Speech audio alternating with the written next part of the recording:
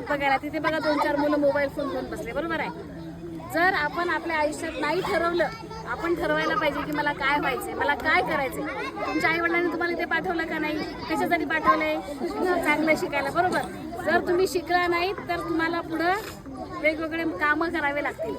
अविनाश दादांनी ठरवलं होतं त्याला काय करायचं. 21 वर्षापूर्वी अविनाश दादांनी ठरवलं की आपल्या इथं जिजाऊ सृष्टी उभी करायची आहे आणि तेव्हापासून दादा काम करायला लागला.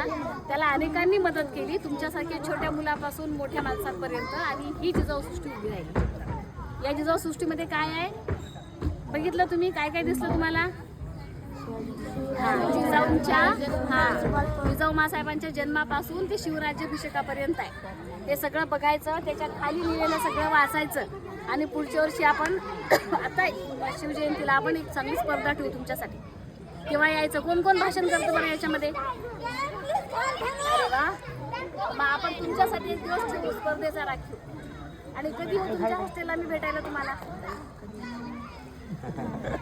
येतो, मी आणि दादा नक्की येतो. आणि म्हणून छान राहायचं, चांगला माणूस बनायचं, बरोबर आहे. शाळेत जाताना तुम्ही सगळेजण सरांच्या सहवासात राहता. लक्षात ठेवा, सर किती चांगले व्यक्ती आहेत का? खडूसपणा करत नाहीत. तुम्ही म्हणलात तरी मला माहिती आहे की ते करत नाही.